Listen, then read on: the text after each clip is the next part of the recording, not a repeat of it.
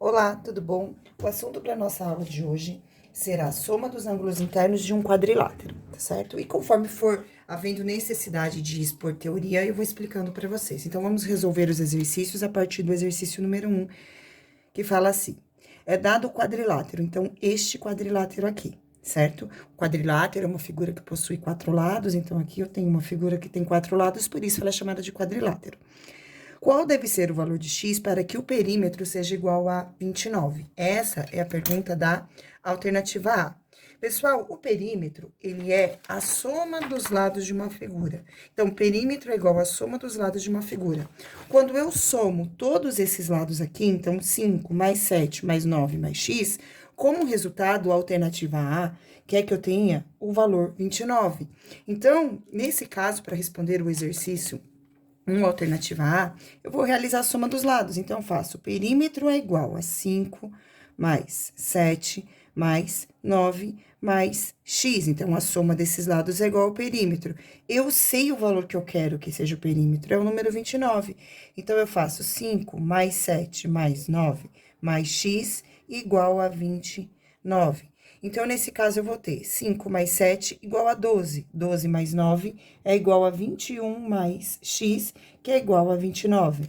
Então, x vai ser igual a 29 mais 21 vai passar para o segundo membro da igualdade como menos 21.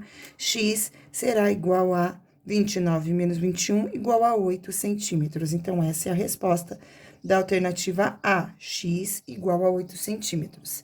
B, qual é a soma de dois lados opostos e dos outros dois? Então, lado oposto, pessoal, é um lado que está de frente para o outro. Então, eu digo que 5 cm é oposto ao lado 9 cm. Então, tá querendo saber a soma desses dois lados. Então, primeiro eu tenho 5 mais 9. A soma deste par de lados opostos, do lado AB mais o lado CD, é igual, então, a 5, que é correspondente ao lado AB, e 9, que é correspondente ao lado CD, eles são opostos entre si, é igual a 14 centímetros. Depois, os outros dois lados opostos entre si são estes dois aqui. Então, é o lado BC, este com esse, e o lado AD, este com esse. Então, eu vou somar esses dois lados. Então, o lado BC mais o lado AD vai ser igual a 7 mais 8, que vai ser igual a 15 centímetros. Muito bem. Seguindo agora, pessoal, exercício número 2. Observe os quadriláteros a seguir. Então, temos essas figuras aqui. Alternativa A. Classifique cada quadrilátero em côncavo ou convexo. Pessoal, um quadrilátero convexo, quando vocês têm a figura dele, vocês vão poder desenhar dois pontinhos em qualquer lugar da parte interna deles. E quando você ligar esses dois pontinhos, não importa aonde estejam esses dois pontos, quando vocês ligam esses dois pontos, a linha que forma, o segmento de reta que forma a partir dessa ligação, fica toda dentro da figura. Repare que no caso de uma figura, quando eu tenho uma figura côncava, isso não acontece. Porque se eu fizer um pontinho aqui e outro pontinho aqui, quando eu for fazer esta linha que liga os dois pontos, um pedaço da reta fica fora da figura, fica fora do polígono. Então, quando isso acontece, a gente chama o polígono de côncavo.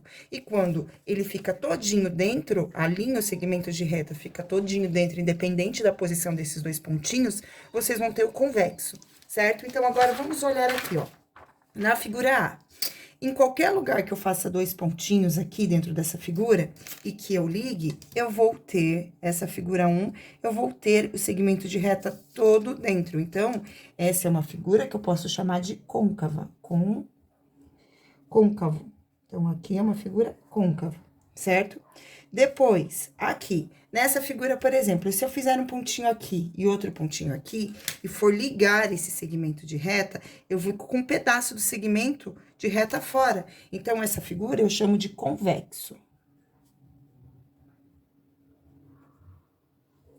Nesta figura, em qualquer lugar que eu coloque os dois pontinhos, não importa, quando eu for ligar esses dois pontinhos, o segmento de reta vai ficar inteirinho dentro da figura.